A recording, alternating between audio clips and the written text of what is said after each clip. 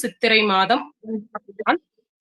இன்றைய தினம் சித்திரை மாதம் 1ஆம் நாள் 14/4/2026 செவ்வாய்க்கிழமை. இந்த மாலை வேளையிலே எம்பெருமான் முருகப்பெருமானினுடைய பேரருள் பெரும் கருணையினோடு நம்முடைய திருப்புகழ் வகுப்பு 2026க்கான அந்த அறிமுக வகுப்பு என்பது துவங்கி நடக்க இருக்கின்றது. இன்றைய அறிமுக வகுப்பிலே நம்மிடையே இணைந்திருக்கக்கூடிய நிறுவனர் இலக்கிய செம்மல் திரு சிவதனுஷ் ஐயா அவர்கள் பல அரிய தகவல்களை நமக்கு வழங்க இருக்கின்றார்கள். குறிப்பாக முருகவேல் பன்னிரு திருமுறை ஆய்வு குறித்தான வரலாறு, முருகப்பெருமானினுடைய அடியார் பெருமக்கள் குறித்தான வரலாறு, அருணகிரிநாத சுவாமிகள் அருளிய அற்புதமான திருப்புகழ் குறித்தான அரிய தகவல்கள் மற்றும் வரலாறு, திருப்புகழ் பதிப்பாக்கம் செய்யப்பட்டதனுடைய அந்த வரலாறு என பல இலக்கிய வரலாற்று சான்றுகளை நமக்கு மிக தெளிவாக எடுத்துரைக்க இருக்கின்றார்கள். அறிமுக உரையை மிகச் சிறப்பானதொரு விரிவுரையாக ஐயா அவர்கள் வழங்க இருக்கின்றார்கள். ஐயா அவர்களை அறிமுக உரை வழங்குவதற்காக அன்போடு அழைக்கின்றேன். ஐயா. முருகா சரணம். வெற்றிவேல் முருகனுக்கு அரோகரா, வீரவேல் முருகனுக்கு அரோகரா. வரம் கொண்ட உமை முளைப்பால் மனம் கொண்ட செவ்வாயும், பரம் கொண்ட களிமையும் 12 கண்மலரும், சிரம் கொண்ட மறையிறஞ்சும் சேவடியும், செந்தூரன் கரம் கொண்ட வேலும், எந்தன் கண்ணை விட்டு நீங்காதே. பண்டு விண்ணோர் குலம் வாழ புறந்து பழனியிலோர் தன்றுடன் நின்று விளையாடும் ஆண்புடை சர்க்குரவன் கண்டு தொழுது துதிபாடி, நெஞ்சில் கருதும் உண்மை தொண்டு செய்வாருக்கு அவன் வேலும் மயிலும் துணை செய்யும். எல்லாம் உனது பதம், எல்லாம் உனது செயல், எல்லாம் உனதருளே என்றிருந்தால் பொல்லாத மாத்துயரம் நீங்கும். மறுவு உனதடிக்கே ஆதரவாய் சொக்கநாதா, உனக்கு பணி செய்ய உந்தன்னை என்னாலும் நினைக்க வரம் எனக்கு நீர்தா. மணக்கவழி நீக்குகின்ற தன்மதுர நிர்மலனே, எவ்வுலகும் ஆக்குகின்ற சொக்கநாதா, எல்லாம் வல்ல ஆண்டவனுடைய திருவருளும் குன்றம் அமர்ந்த குமரவேலினுடைய பெரும் கருணையினாலும் நமது அருட்குருநாதர் மகான் வண்ணச்சரவன் தண்டவாணி சுவாமிகள், ஸ்ரீமத் அருணகிரிநாத சுவாமிகளுடைய குருவருளும் பெருமானுடைய திருவருளும் முன்னின்றருள நமது நிறுவனமானது திருப்புகளை தொடர்ந்து இணைய வழி வகுப்பாக பல அன்பர்களுக்கு பயிற்றுவித்து வருகிறோம். அந்த வகையிலே 1000த்திற்கும் மேற்பட்ட அன்பர்கள் நம்முடைய நிறுவனத்திலே திருப்புகளை பயின்று திருப்புகழ் செம்மல் என்ற விருதினையும் பெற்றிருக்கின்றார்கள். அண்மையிலே திருச்செந்தூரிலே விழா அமைத்து அதிலே அன்பர்களுக்கு விருதுகளை கொடுத்து முருகப்பெருமானுடைய புகழ் பரப்பக்கூடிய திருப்புகளை நாம் அனைவரும் பாடி மகிழ்ந்தோம். இந்த திருப்புகளை படிப்பதற்கு முன்பாக, அருணகிரிநாத சுவாமிகள் அருளிய திருப்புகளை படிப்பதற்கு முன்பாக திருப்புகளை குறித்த சில செய்திகளை நம்ம தெரிந்து கொள்ள வேண்டும். நம்மளுடைய நிறுவனத்திற்கு பெயர் முருகவேல் பன்னிரு திருமுறை ஆய்வு மையம் என்று வைத்துள்ளோம். அந்த முருகவேல் என்றால் என்ன, முருகவேலுக்கு 12 திருமுறை இருக்கிறதா என்ற செய்திகளை எல்லாம் நம்ம முதல்ல தெரிந்து கொள்ள வேண்டும். அதன் முன்பாக முருகப்பெருமானுக்கு இருக்கக்கூடிய அடியார் பெருமக்கள் வரலாற்றினை நம்ம தெரிந்து கொள்ள வேண்டும். அதிலே ஒரு அடியாராக நமக்கு கருதப்பட்ட அருணகிரிநாத சுவாமிகள், அருணகிரிநாதர் அருளியதுதான் இந்த திருப்புகழ் அப்படின்னு பார்க்கிறோம். முதல்ல இந்த முருகப்பெருமானுடைய வழிபாடான நம்மளுடைய தமிழ் சமுதாயத்திலே மிக பழமையான வழிபாடுகளில் ஒன்றாக இருந்து வருகிறது. அது ஐவகை நிலங்களிலே குறிஞ்சி நிலத்தை முதலாக உடைத்தது மலைவாழ் பகுதி. அந்த பகுதியிலே தலைவனாக முருகப்பெருமான் இருந்து அருள் செய்தான் என்பது நமக்கு சங்க இலக்கிய முதலிய நூல்கள் எல்லாம் காட்டுகிறது.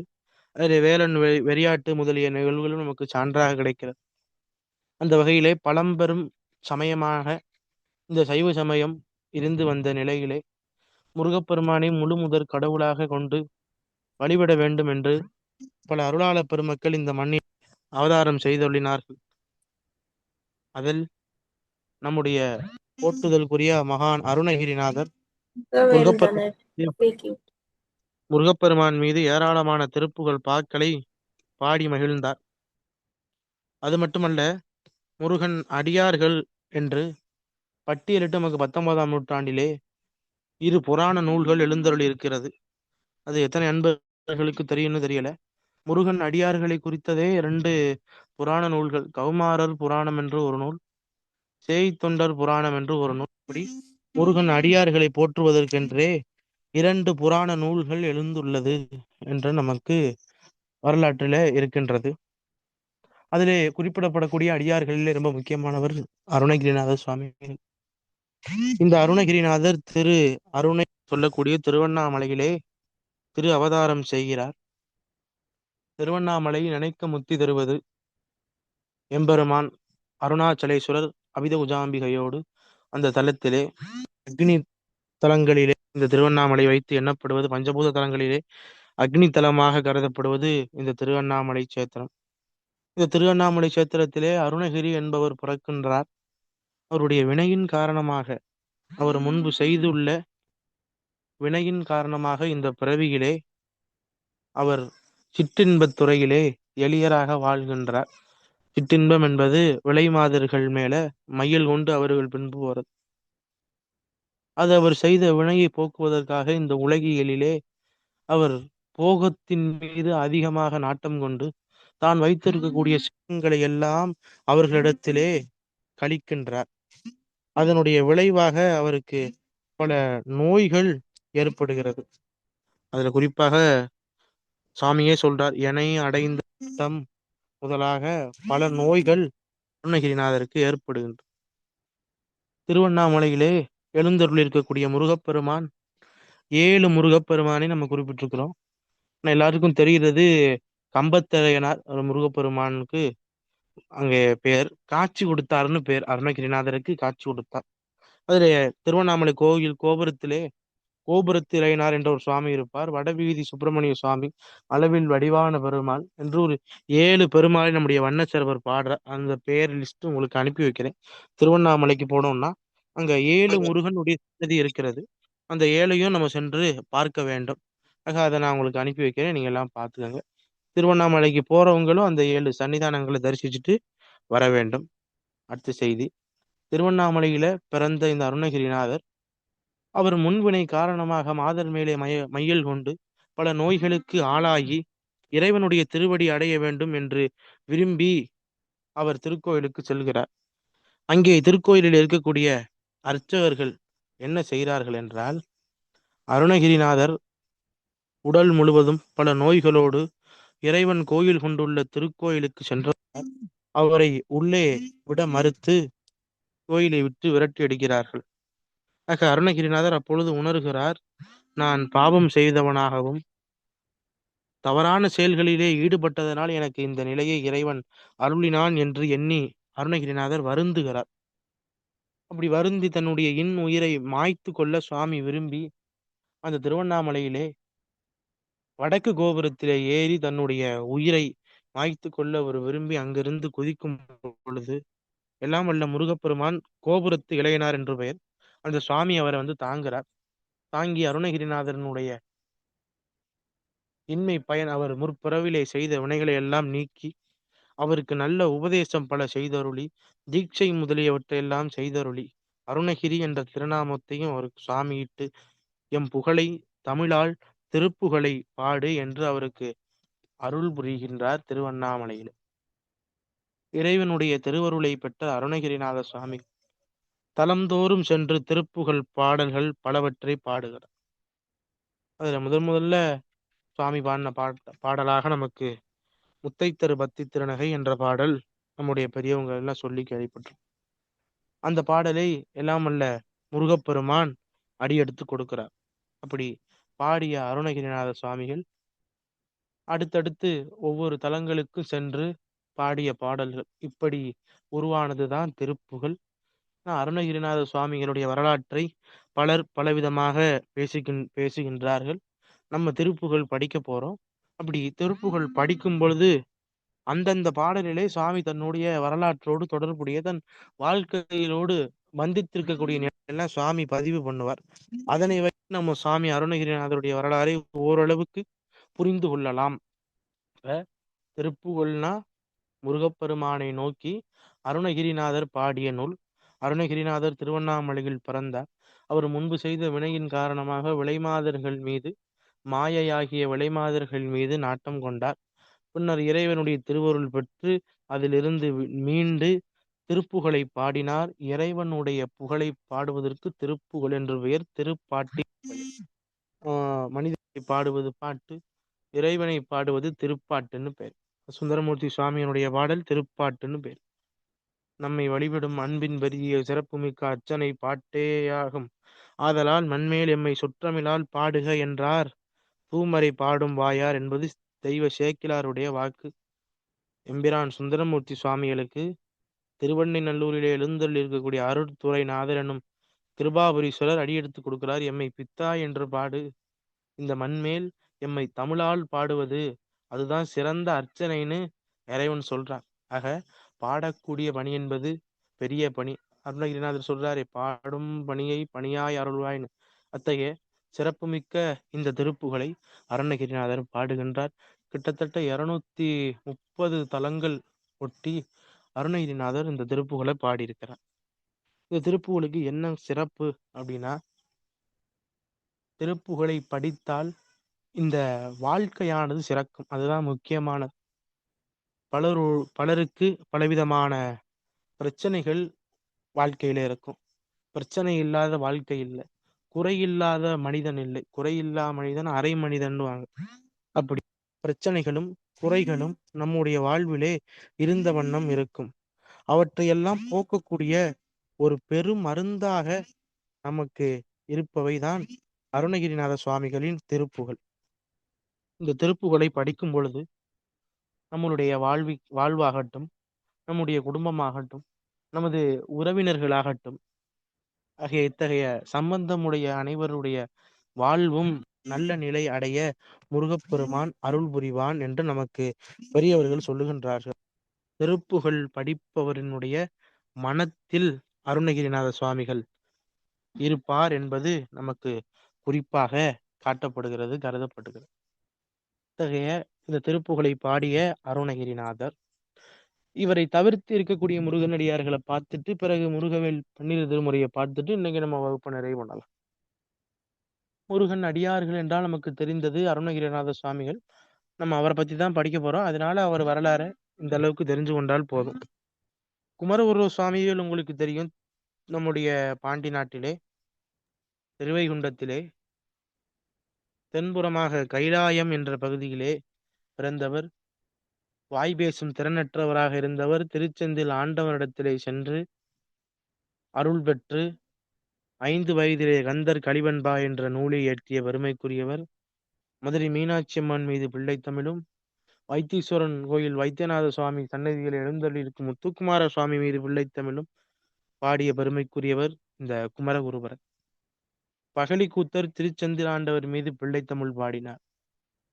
பாண்டி நாட்டிலே பிறந்த வில்லிபுத்தூரார் அருணகிரிநாதர் பாடிய கந்தர், அந்தாதி முதலிய நூல்களுக்கு உரை சொன்னார். துறைமங்கலம் கற்பனை களஞ்சியம் என்று போற்றப்படக்கூடிய சிவபிரகாச சுவாமிகள் திருச்செந்தூர் ஆண்டவன் மீது நிரோட்ட கந்தகாந்தாதி என்ற ஒரு அற்புதமான நூலை அருளி செய்தார். தொடர்ந்து பல புலவர்கள் முருகப்பெருமானை போற்றி பாடுகிறார். நம்ம சைவ சமயத்திலே பார்க்கும் பொழுது 63 நாயன்மார்களை பார்க்கிறோம். அந்த 63 நாயன்மார்களிலே பாடல் பாடியவர்கள் 7 பேர் தான். அதுல 63, அதுல மாணிக்கவாசகரை சேர்க்க மாட்டாங்க.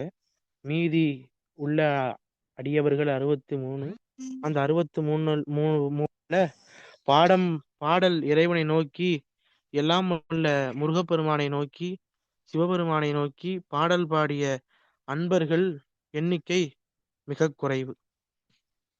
அதுல மிக முக்கியமாக ஆளாக நாம் பார்க்கக்கூடியவர் ஞானசம்பந்தர். அவர் தான் தேவாரத்துல 4000 பாடல்களுக்கு மேல பாடின. அது முருகப்பெருமானுடைய அம்சம் என்று நம்முடைய அருணகிரிநாதர் சொல்றார்.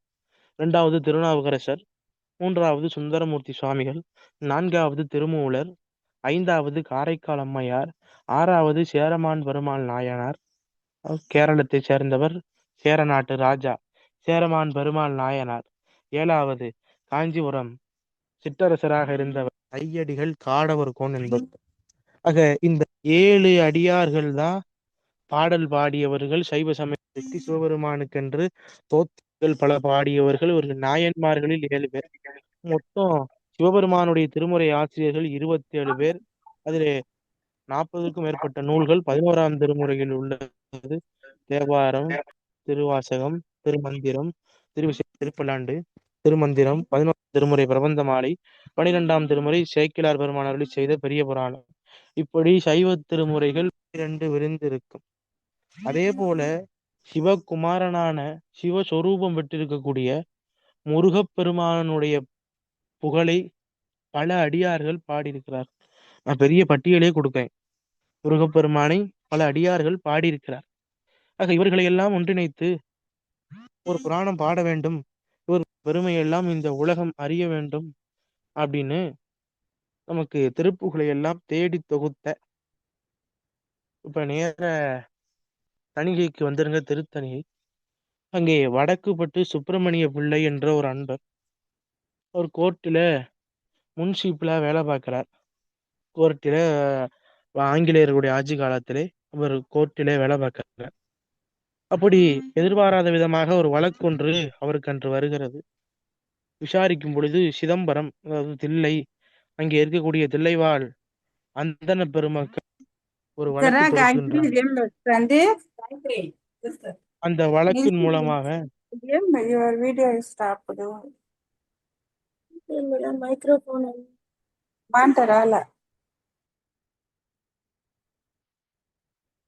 தில்லைவாழ் அந்தணர்கள் வழக்கு தொடுக்கிறார்கள். இந்த கோயில் எங்களுக்கு சொந்தம் என்று. உரிமையாக அவர்கள் காட்டுவது அருணகிரிநாதர் அருளி செய்த திருப்புகளை. கனகசபை மேவும் எனது குருநாதா கருணை முருகேச பெருமாள்கான் என்ற திருப்புகளை அவர்கள் மேற்கோளாக காட்டி, இந்த திருப்புகள் அருணகிரிநாதரால் பாடப்பட்டது, ஆக இந்த தில்லை என்ற ஸ்தலமானது எங்களுக்கு உரியது என்று அவர்கள் அதை வைத்து வென்றார்கள் வழக்கிலே. ஆக இந்த திருப்புகள் என்ற நூலை தெரிந்து கொண்ட அந்த சுப்பிரமணிய பிள்ளை அதனுடைய பெருமைகளை எல்லாம் அறிந்து அதனை தேட முற்படுகின்றார். அப்படி தேட முற்பட்டு பல இன்னல் பட்டு பல துன்பத்திற்கு ஆளாகி பல ஊராக சென்று தேடி அலைந்து அந்த திருப்புகளை எல்லாம் மீட்டெடுக்கின்றார். அப்படி மீட்டெடுத்த திருப்புகளை எல்லாம் அச்சு கோர்க்க வேண்டும் என்று விரும்பி அவர் பல அளவு பொருட்செலவு செய்து இன்னைக்கு நாமெல்லாம் படிக்கக்கூடிய திருப்புகளை அந்த பெருமகனார் பதிப்பித்தார். முதலிலே 1854 வடக்குப்பட்டு சுப்பிரமணிய பிள்ளை அவர்கள் இந்த நூலினை நமக்கு பதித்து கொடுத்தார். அந்த வடக்குப்பட்டு சுப்பிரமணிய பிள்ளையினுடைய புதல்வன் தணிகைமணி செங்கல்வராய பிள்ளை. இந்த தணிகைமணி செங்கல்வராய பிள்ளை நன்கு படித்த மாமேதை. இந்த மேதையாகப்பட்டவர் முருகப் பெருமானுக்கும் 12 திருமுறைகளை வகுக்க வேண்டும் என்று விருப்பம் கொண்டு, சிவபெருமானுக்கு எப்படி 12 திருமுறைகள் இருக்கிறதோ அதே போல வகுக்க வேண்டும் என்று ஆசைப்பட்டு முருக இலக்கியங்களை பார்க்க அவர் கண்ணுக்கு அருணகிரிநாதர் அருளிய திருப்புகள் தெரிகிறது. ஆக திருப்புகளை அவர் பிரிக்கின்றார். எப்படி சார் பிரிக்கிறார் என்றால், முதல் படை வீடாக கருதப்படுவது திருப்பரங்குன்றம். நக்கீரர் திருமுருகாற்றுப்படையிலே பாடுகின்றார் திருப்பரங்குன்றுரை முருகவேலை. அந்த திருப்பரங்குன்ற தலத்திலே அருணகிரிநாத சுவாமிகள் அருளி செய்த திருப்புகளை முருகவேல் 12 திருமுறையில் முதல் திருமுறையாகவும், திருச்செந்தூரிலே அருணகிரிநாத சுவாமிகள் அருளிய திருப்புகளை முருகவேல் 12 திருமுறையில் 2வது திருமுறையாகவும், பழனி திருவாவினன்குடியிலே அருணகிரிநாத சுவாமிகள் அருளிய திருப்புகளை 3ஆம் திருமுறையாகவும், சுவாமி மலையிலே அருணகிரிநாத சுவாமிகள் அருளி செய்த திருப்புகளை 4ஆம் திருமுறையாகவும், திருத்தணிகை தொடங்கி மலைக்கோயில்கள் தோறும் குன்றுதோர் ஆடும் குமரவேலின் புகழை பேசக்கூடிய திருப்புகளை எல்லாம் 5ஆம் திருமுறையாகவும், சோலைமலை என்று அழைக்கக்கூடிய பழமுதிர் சோலையிலே அருணகிரிநாத சுவாமிகள் பாடி அருளிய திருப்புகளை 6ஆம் திருமுறையாக நம்முடைய தணிகைமணி செங்கல்வராய பிள்ளை தொகுக்கிறார். 7ஆம் திருமுறையாக பொது திருப்புகள். எந்த தலத்துல அருணகிரிநாத சுவாமிகள் பாடினார்னு தெரியாத பாடல். கிட்டத்தட்ட ஒரு 315 பாட்டு அப்படி இருக்கு. அருணகிரிநாதர் இந்த திருப்புகளை இந்த ஊர்ல பாடினாருன்னு தெரியாது. அதுக்கு பொது திருப்புகள்னு பேர். அந்த பொது திருப்புகளை 7ஆம் திருமுறையாக வைத்தார். நல்லா கவனிச்சுக்கோங்க. 8ஆம் திருமுறையாக கந்தர் அலங்காரத்தையும் கந்தர் அந்தாதியையும் வைத்தார். இங்கே 8ஆம் திருமுறை சைவத்திலே திருவாசகமும் திருக்கோவையாரும், திருவாசகத்துக்கு நிகராக கந்தர் அலங்காரத்தையும் திருக்கோவைக்கு நிகராக கந்தர் அந்தாதியையும் வைத்தார். 9ஆம் திருமுறை தெரு வகுப்புன்னு பேர். 25 வகுப்பு இருக்கும். அந்த நூலை 9வது திருமுறையாக வை. 10ஆம் திருமுறை சைவ திருமுறைகளே மூலன் உரை செய்த 3000 தமிழ் திருமந்திரம். ஆக அந்த திருமந்திரத்தை 10ஆம் திருமுறையாக சைவ நூலிலே இருக்கு. அந்த திருமந்திரத்துக்கு நிகரான நூல் ஒண்ணுன்னா அது கந்தர் அனுபூதி. கந்தர் அனுபூதியை 10ஆம் திருமுறையாக வைத்தார். 11ஆம் திருமுறையாக 60க்கும் மேற்பட்ட புலவர்கள் பாடிய முருக இலக்கியங்களை எல்லாம் தொகுத்து வைத்தார். 12ஆம் திருமுறையாக பார்க்கும் பொழுது புராணம் இருந்தால் நல்லா இருக்கும்னு யோசித்தார். சேக்கிலாருடைய பெரிய பணம் அவருக்கு நினைவு வந்தது. சிவனடியார்களை எல்லாம் தொகுத்து பாடியிருக்கிறாரே, இது போல முருகன் அடியார்களை எல்லாம் வைத்து பாட வேண்டுமே என்ற எண்ணம் அவருக்கு ஏற்பட்டது. அப்பொழுது அவர் வீட்டிலே ஓய்வெடுத்துக் கொண்டிருந்தார். தனியமணி செங்கல்வராய பிள்ளை இதனை சிந்தித்த வண்ணமே அவர் வீட்டு பரன் மேலிருந்து ஒரு நூல் விழுகிறது. கீழே எடுத்து பார்க்கிறார். சுந்தரர் உலா என்று எழுதியிருக்கு. சுந்தரமூர்த்தி சுவாமிகள் மீது உலா பிரபந்தம் சிற்றிலக்கியங்களிலே ஒன்று உலா. அந்த உலா ஒருவர் பாடியிருக்கிறார். ஆசிரியர் பேர் என்ன என்று பார்க்கும் பொழுது தேனூர் வரகவி வேசே சொக்கலிங்கனார் என்பவர். அந்த உலா நூலை பார்க்கிறார். ரொம்ப அற்புதமாக இருக்கு. பொருட்சுவையிலும் சரி, வரலாற்று தன்மையிலும் சரி, ரொம்ப அற்புதமாக இந்த சுந்தரர் உலாவை நூலாசிரியர் அமைத்திருக்கிறார். இதனை கண்டவுடன் தனியமணி செங்கல்வராய பிள்ளை உடனே கடிதம் வரைகின்றார். இப்படி அடியேன் முருகவேல் 12 திருமுறையை தொகுத்து கொண்டு வருகிறேன். அதுல 12வது திருமுறையாக முருகப்பெருமானுடைய அடியார்கள் புகழை புராணத்தை நீங்கள் பாடித்தர வேண்டும்னு விண்ணப்பமாக ஒரு கடிதம் எழுதி அனுப்புகிறார். இருவரும் முகத்தை பார்த்தது கிடையாது. கடிதத்தை பெற்ற திருச்சிக்கு அருகில் இருக்கிறது இந்த மண்ணச்சநல்லூர் புலிவலம். அந்த புலிவலம் பக்கத்துல இருக்கிறது தான் தேனூர். அந்த தேனூர் சொக்கலிங்கனார் கடிதத்தை பெற்றுக்கொண்டு அவருக்கு ஒரே மகிழ்ச்சி. கரும்பு தின்ன கூலியா, முருகப்பெருமானுடைய அடியார்களை பாடுவதற்கு நான் புண்ணியம் செய்திருக்கிறேன் என்று எண்ணி அவர் பாடத் தொடங்கினார். இவ அப்படியே நேர சேக்கிலார்ட்ட வாங்க. சேக்கிலார் புராணம் எப்படி பாடினார்னா, 7ஆம் நூற்றாண்டிலே வாழ்ந்த சுந்தரமூர்த்தி சுவாமிகள் நாயன்மார்களை பட்டியலிட்டார். தில்லைவாழ் அந்தனர்தம் அடியார்க்கும் அடியேன், திருநீல கண்டத்துக்கு எவனாருக்கு அடியேன், இல்லையே எண்ணாத இயற்பகைக்கும் அடியேன்னு பட்டியலிட்டார். பின்னர் 11ஆம் நூற்றாண்டிலே வந்த நம்பியாண்டார் நம்பி என்பவர் திருத்தொண்டர் திருவந்தாதி என்ற ஒரு நூலினை அருளி செய்தார். ஆக முதல் நூலாக சுந்தரருடைய திருத்தொண்டர் தொகை, வழி நூலாக நம்பியாண்டார் நம்பியுடைய திருத்தொண்டர் திருவந்தாதி. இந்த 2 நூலையும் வைத்து கொண்டு 12ஆம் நூற்றாண்டில சேக்கிலார் அற்புதமாக புராணம் பாடினார். அதுதான் நாயன்மார்களுடைய வரலாறு. இன்று 1925-30 இந்த காலகட்டத்திலே முருகன் அடியார்களை முன்னால யாரும் பாடல. அப்ப தேனூர் வரகவி சொக்கலிங்கனார் என்ன பண்ணார்? அவரே முருகன் அடியார்களுக்கென்று ஒரு தொகையை பாடுகின்றார். சேய் தொண்டத் தொகைன்னு பேர். எப்படி தில்லையை தலைமையிடமாக கொண்டு பாடினார்களோ அடியார் பெருமக்கள், இங்க திருச்செந்தூரை அவர் முதல் அடியிலே வைத்து செந்தில்வாழ் அந்தனர்தம் அடியார்க்கும் அடியேன், தென்மலையான் முனிவருக்கும் பகிரதனுக்கும் அடியேன் அப்படின்னு சேய் தொண்டத் தொகை என்ற பாடலை தேனூர் வரகவி சொக்கலிங்கனாரே பாடுகின்றார். பின்னர் அவரே சேய்த்தொண்டர் திருவந்தாதி பாடுகின்றார். பின்னர் சேய்த்தொண்டர் புராணம் என்ற ஒரு நூலை பாடுகின்றார். 3333 பாடல்கள். இது முருகப்பெருமானுடைய அருள் இல்லாமல் சாதாரணமாக அவர் பாடியிருக்க முடியாது. அதிலே பார்க்கும் பொழுது 66 தனி அடியார்கள், அதாவது தனித்தனியா இருக்கக்கூடிய அடியார்கள். பாம்பன் சுவாமி, தேவராய சுவாமி, கச்சியப்ப முனிவர், கச்சியப்ப சிவாச்சாரியார், சிதம்பர முனிவர், சங்ககால புலவர்கள், குன்றத்தை பாடியவர்கள், இப்படி தனி அடியார்களாக 66 வரையும், தொகை அடியார்களாக, அதாவது செட் ஆஃப் பீப்புள்ஸ் அந்த வகையிலே ஒரு 12 பேரையும் அவர் அருளி செய்கிறார். 66 + 12 78 முருகன் அடியார்களை இந்த சேய் தொண்டர் புராணம், தேனூர் வரகவி சொக்கலிங்கனார் அருளிய இந்த சேய் தொண்டர் புராணம் விளக்கிறது. மொத்தம் 78 அடியார்கள். இந்த 78 அடியார்களிலே 70ற்கும் மேற்பட்டவர் முருகப்பெருமானை போற்றி பாடியவர்கள். அவர்கள் பாடிய நூல்கள் எல்லாம் கிடைக்குதா சார் அப்படின்னா கிடைக்குது. 1,00,000 பாடல்களுக்கு மேல் முருகப்பெருமான் மீது உண்டு. அதை நானே வைத்திருக்கிறேன். யாருக்கேனும் ஏதேனும் பாடல்கள் தேவைப்பட்டால் என்னை அணுகலாம். அருணகிரிநாதர் பாடியதுதான் திருப்புகழ். இணையத்துல பார்ப்போம். சில பேச்சாளர்கள் என்று மேடை தொழிலை வியாபாரம் படுத்தக்கூடிய நபர்கள் நிறைய இருக்கிறாங்க. அருணகிரிநாதர் பாடிய திருப்புகழ் சந்த பாடலை வேற எவரும் பாடியதில்லைன்னு ஒரு அம்மா நேத்து பேச. அந்த அம்மா அறிந்து கொண்டது அவ்வளவுதான். ஏன்னா கற்றது கைமண் அளவு கல்லாது உலகளவு அப்படின்னு. இந்த தமிழ் கூறும் நல்லுலகத்திலே பல புலவர்களை தந்தது பாண்டி நாடு. அந்த அம்மா பாண்டி நாட்டு புலவர்களை பத்தி தெரிஞ்சிருக்காது போல நான் சொல்றேன் அம்மா. திருநெல்வேலியிலே 1839 அவதாரம் செய்தவர் மகான் வண்ணச்சரவம் தண்டபாணி சுவாமிகள். நம்முடைய நிறுவனத்தின் குலதெய்வமாக கருதப்படுபவர்.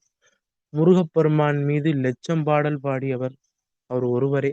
அது மட்டுமல்ல, தமிழ் இலக்கியத்திலும் அவருடைய பங்கு மிக அதிகமாக இருக்கின்றது என்றெல்லாம் நம்ம இன்னைக்கு அவரை பத்தி தான் அடுத்து பேச போறோம். ஏன்னா முருகன் அடியார்கள் ஒவ்வொருத்தரா பேசிட்டு வரோம். அந்த வகையிலே தண்டபாணி சுவாமிகளை பற்றி எல்லாரும் தெரிந்து கொள்ள வேண்டும் என்பதற்காக அடுத்த இந்த உரை அமைகின்றது. திருநெல்வேலியிலே பிறந்த இவர் 8 வயதிலே தன்னுடைய தாய் தந்தை முதலியவற்றை இழந்து தன்னுடைய பெரியம்மாவினுடைய அரவணைப்பால் சுரண்டை என்ற பதியிலே வாழ்ந்து வருகிறார். விக்ரமசிங்கபுரம், பாபநாசம் அந்த பகுதி சுரண்டை. அங்கே இருக்கக்கூடிய அம்பிகைக்கு பூமி காத்தாள் என்று பெயர். தேனூர் சொக்கலிங்கனார் புராணம் பாடிட்டார். அந்த புராணத்துல வரக்கூடிய முதல் அடியாரத்தான் நம்ம யார சொல்றேன், மன்னச்சரவன் தண்டபாணி சுவாமிகளை சொல்றேன். அப்படியே கேட்டுக்கிட்டே வாங்க. அந்த சுரண்டை பகுதிகளை சென்று பூமி காத்தாள் என்ற அம்பிகை மீது அந்த ஊர்க்காரவங்க எல்லாம் விழா எடுக்கிறாங்க. இந்த தாய்க்கு பூமி காத்தாள்னு ஏன் பேர் அப்படின்னு கேட்கிறாங்க. அந்த ஊர்க்காரன் யாருக்கும் சொல்ல தெரியல. இங்கே 8 வயதிலே சுவாமி இயற்பெயர் சங்கரலிங்கம்னு பேரு. அந்த நல்ல சங்கரங்கோயில் இருக்கக்கூடிய சுவாமிக்கு பேரு சங்கரலிங்கம். அந்த பேரையே தண்டபாணி சுவாமிகளுடைய பூர்வாசிரம திருநாமமாக வைத்திருக்கிறார். இவர் பதில் சொல்லுகின்றார். ஆழம் வெடித்து அமுதம் தீயென திகழ்ந்த நாள் அன்று சிவபெருமானுடைய கண்டத்தை பிடித்ததனால் இவளுக்கு பூமி காத்தாள்னு பேர். சிவபெருமான் விஷத்தை எடுத்து உண்ணும் பொழுது உலகமானது அழிந்து விடாமல் இருக்க வேண்டும் என்பதற்காக அம்பாள் சுவாமியினுடைய கண்டத்தை பிடித்து காத்ததனால் பூமி காத்தாள். என சிவபெருமான் அழிவில்லா பொருள். அவர் அழிஞ்சா உலகம் அழிஞ்சிரும். அவர் அழிய மாட்டார். இருப்பினும் தாயினுடைய மேன்மையை அங்கே காட்டுவதாக பூமி காத்தாள் என்ற நுட்பமான பொருளை நமக்கு சுவாமிகள் சொன்னார். இதனை பார்த்த உடனே அங்கே இருக்கக்கூடிய அன்பர்கள் எல்லாம் மிக்க மகிழ்ச்சி கொள்ளுகிறார்கள். சுவாமியினுடைய பெருமைகளை எல்லாம் தெரிந்து கொள்ள அவர்கள் மிகுந்த மகிழ்ச்சி கொண்டு போற்றுகின்றார்கள், பரவுகின்றார்கள். இத்தகைய பெருமைக்குரிய நம்முடைய சுவாமி வளர்ந்து வருகிறார். வளர்ந்து வரும் பொழுதே அவர் சமயத்திலே வெறி இல்லாமல் சமய வழிபாட்டினுடைய முக்கியத்துவம் குறித்து அனைவரும் சமயம் படிக்க வேண்டும், முருகப்பெருமானுடைய திருவருள் பெற வேண்டும் என்பதனை அவர் நினைக்கின்றார். அப்படி நினைக்கக்கூடிய விதத்திலே அனைத்து அன்பர்களுக்கும் ஆண்டவனுடைய அருள் கிடைக்க வேண்டும் என்பதையே ஒரே நோக்கமாக கொண்டு அவர் செயல்படுகின்றார். இப்படி முருகப்பெருமானை நோக்கி பல பாடல்கள் பாடுகின்றார். அதுல குறிப்பாக திருப்புகழை பல அருளி செய்கின்றார். திருச்செந்தூர்ல அவர் போய் ஆண்டவனுடைய திருவருள் பெற்று செந்திலாண்டவன் மேல திருப்புகழை பாடுகின்றார். தில்லை நடராஜர் மேல திருப்புகழ். இப்படி பல தலங்களுக்கு சென்று வழிபாடு செய்கின்றார். மூவருக்கு பிறகு, மாணிக்கவாசகருக்கு பிறகு, அருணகிரிநாத சுவாமிகளுக்கு பிறகு 200க்கும் மேற்பட்ட தலங்கள், 246 தலங்கள் சென்று தன்னுடைய பாடலை பாடியவர் நம்முடைய தண்டபாணி சுவாமி. ஒரு ஊருக்கு வருகிறார்னா அந்த ஊரில் இருக்கக்கூடிய சிவபெருமான், முருகப்பெருமான், மகாவிஷ்ணு, அம்பிகை, விநாயகர் என எல்லா தெய்வங்களையும் பாடுவார். இப்படி அவர் சமயத்துறைக்கு ஏராளமான பங்குகளாக பாடல்களே அருளி செய்கிறார். தமிழ் இலக்கியத்துக்கு என்ன செய்தார் சார் அப்படின்னு கேட்கும் பொழுது நமக்கு இலக்கணமாக பழமையான நூல்களாக பார்ப்பவை தொல்காப்பியம் முதலியது. அது தொல்காப்பியரால் அருளி செய்யப்பட்டது. அவர் அகத்தியருடைய 12 மாணவர்களே ஒருவர் தொல்காப்பியர்னு பார்க்கிறோம். அந்த தொல்காப்பியர் அருளி செய்த நூல் தொல்காப்பியம். அதுல எழுத்து, சொல், பொருள், யாப்பு, அணி என்று 5 இலக்கணம் பேசப்பட்டிருக்கும். சுவாமிகள் என்ன செஞ்சார்? 6வதாக புலமை இலக்கணம் என்ற ஒரு இலக்கணம் ஏழாவதாக தவ இலக்கணம் என்ற ஒரு இலக்கணத்தையும் அவர் அருளி செய்கிறார். அறுவகை இலக்கணம் 7ஆம் இலக்கணம் என்று. வண்ணம் பாட வேண்டும், சந்த் பாட வேண்டும், திருப்புகழ் பாட வேண்டும். அதற்காக அவர் வண்ணத்தியல்பு என்ற ஒரு இலக்கண நூலை அருளி செய்கின்றார். அறுவகை இலக்கணம், 7ஆம் இலக்கணம், வண்ணத்தியல்பு என்ற 3 இலக்கண நூல்கள் தமிழுக்கு அவர் செய்த இலக்கண கொடை.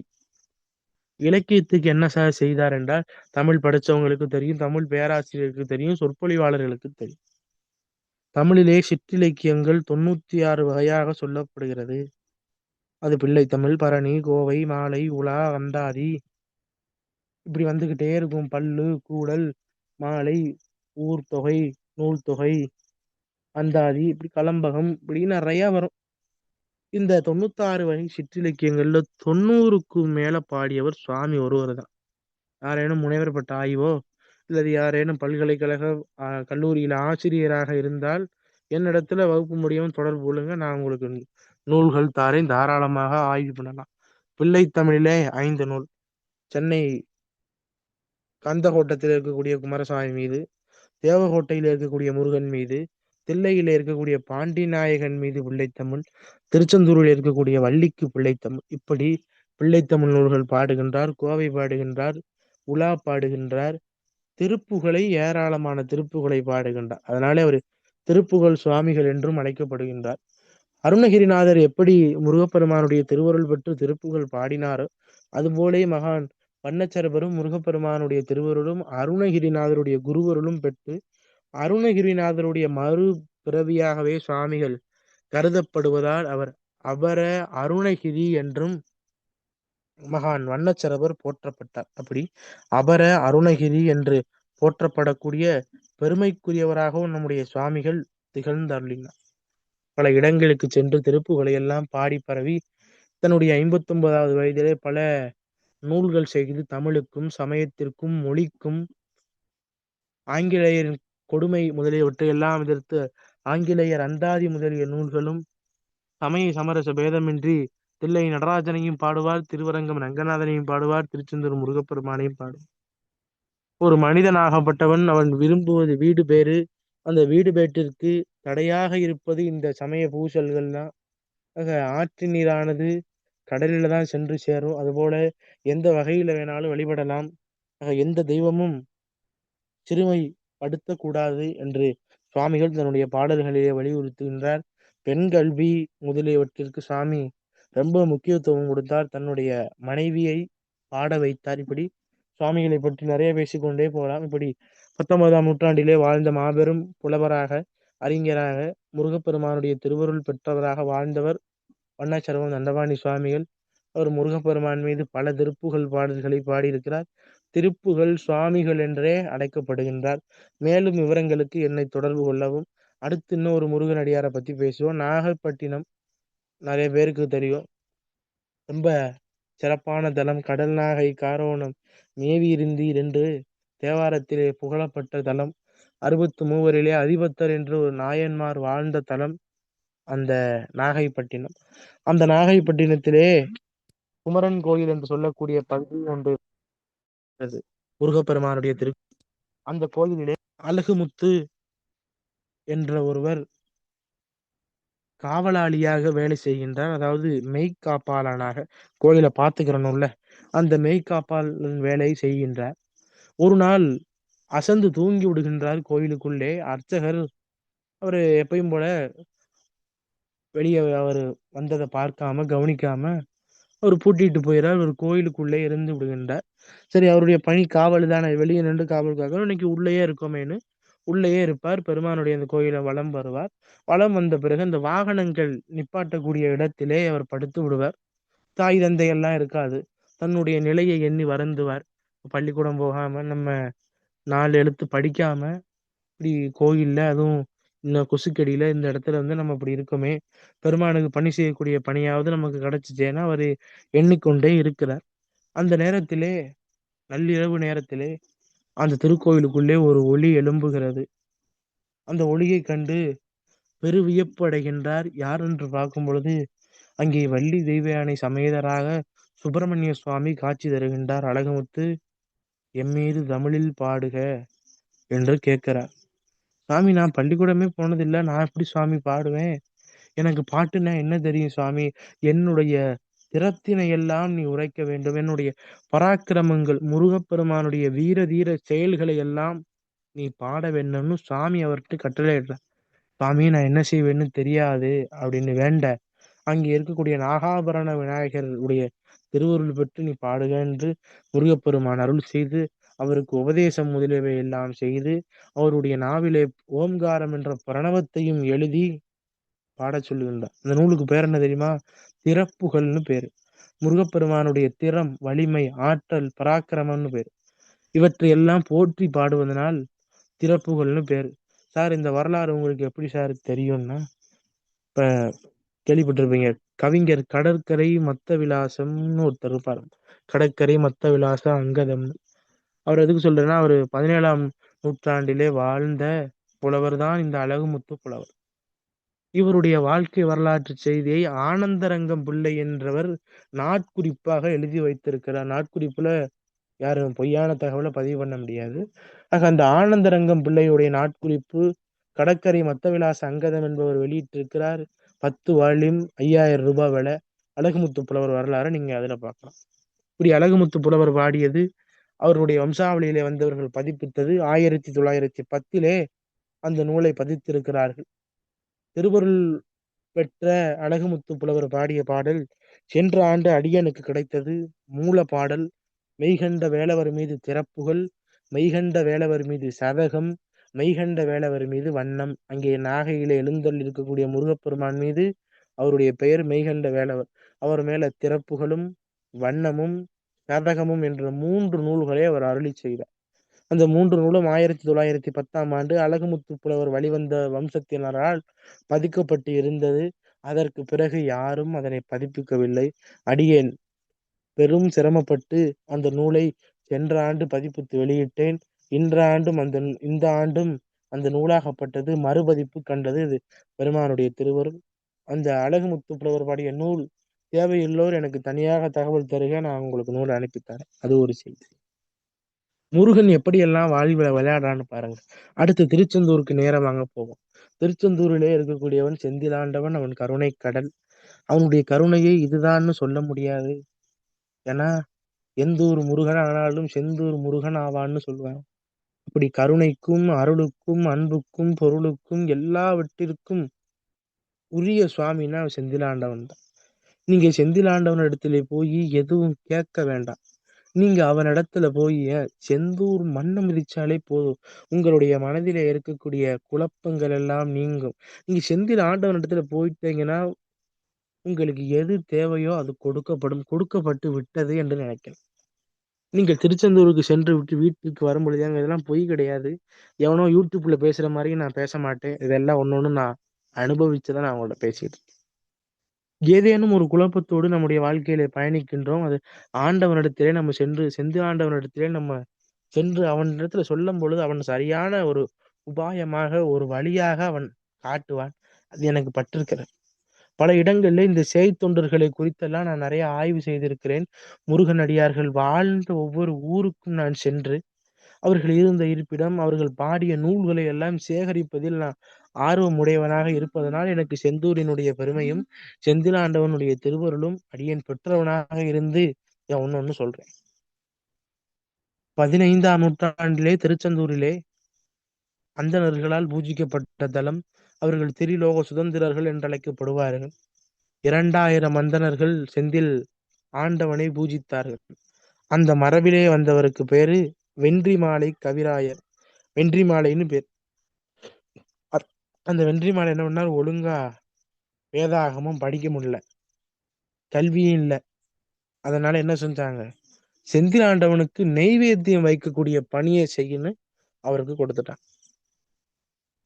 அவர் என்ன பண்ணார், படிப்பு தான் வரல, ஆண்டவனை தியானிக்கக்கூடிய எண்ணம் அவரிடத்துல இருந்தது. அதனால ஆண்டவனை தியானித்து ஆண்டவனை போற்றி பாடி ஆண்டவனை சிந்தனை செய்து இருப்பார். தியானத்தில் ஆழ்ந்து திருச்செந்தூர் முருகப்பெருமானை சிந்தனை செய்வார். அப்படி கேட்டு தெளிந்து சிந்திக்க வேண்டும்னு பெரியவங்க சொல்லுவாங்க. அப்படி சிந்திக்கும் பொழுது ஒரு நாள் இறைவனுக்கு சிவனுக்குரிய நைவேத்தியம் செய்வதற்கு காலதாமதம் ஆகி ஆக காலதாமதம் காரியத்துக்கு கேடு. கோயில்ல இருக்கக்கூடிய அர்ச்சகர்கள் பரிசாரகர்கள் எல்லாரும் வந்து வென்றி மாலையை பார்க்க வென்றி மாலை ஆழ்ந்த தியானத்திலே அழுந்திருக்கிறார். கோபம் கொண்டு அவரை அடித்து கோயிலிலிருந்து விரட்டி அடிக்கிறார். உன்னால் இன்றைக்கு சுவாமிக்கு நெய்வேத்தியம் வைக்க முடியும், தவறு செய்து விட்டார். உடனே அவர் தன்னுடைய தவறை உணர்ந்தார். இறைவனுடைய திருவருளை நீள நினைந்து இருந்தமையால் அவர் அன்றைக்கு அவருடைய பணியை செய்ய இயலவில்லை. உடனே என்ன பண்ணார், நாம் இன்று ஆண்டவனுக்கு நம்மால் இன்று உரு நேர்ந்து விட்டது, அதனால என்ன செய்வோம் அப்படின்னு தன்னுடைய உயிரை மாய்த்து கொள்ள அவர் விரும்பினார். எப்படி உயிரை மாய்த்து கொள்வது, கடலிலே விழுந்து தன்னுடைய உயிரை போக்கிக் கொள்ளலாம் என்று வென்றிமாலை கவிராயர் விரும்பிவிட்டார். விரும்பிய மாத்திரத்திலே விரைந்து ஓடி வந்து கடலுக்குள்ள விழும்போது மேல மயில் மேல சுப்பிரமணிய சுவாமியினுடைய அற்புதமான திருக்காட்சியை கண்டு மகிழ்கிறார். கண்டு மகிழ்ந்தவுடனே முருகப்பெருமான் சொல்றார், நீ இந்த செந்தூர் மகாத்மியத்தை தமிழில் பாட வேண்டும். இந்த திருச்செந்தூரின் பெருமைகள், இந்த திருச்செந்தூர் தலத்தினுடைய மகிமை, இங்கே இருக்கக்கூடிய மூர்த்தி தீர்த்த தல சிறப்பு இவற்றையெல்லாம் வடமொழியிலே நூலாக நமக்கு பெரியவர்கள் பாடியிருந்தார்கள். அதனை தமிழ் படுத்தி பாட வேண்டும் என்று ஆண்டவனுடைய கட்டளைக்கு ஏற்ப இது முருகப்பெருமானால் கிடைத்த பணி என்று நினைத்து இந்த வென்றிமாலை கவிராயர் புராணம் பாடினார். மிக அருமையாக பாடினார். கிட்டத்தட்ட 1000 பாட்டு நினைக்கிறேன். 986 பாடல்களை கொண்டது இந்த திருச்செந்தூர் தலபுராணம். அப்படி பாடிட்டு நூலாக மாற்றி அரங்கேற்றம் பண்ணணும்ல. இப்பதான் நம்ம புத்தகம் எழுதுனா அப்படியே ஒரு விழா மாதிரி வச்சு வெளியிட்டு இருக்கிறோம். ஆனா அப்பொழுதெல்லாம் அப்படி இல்லை.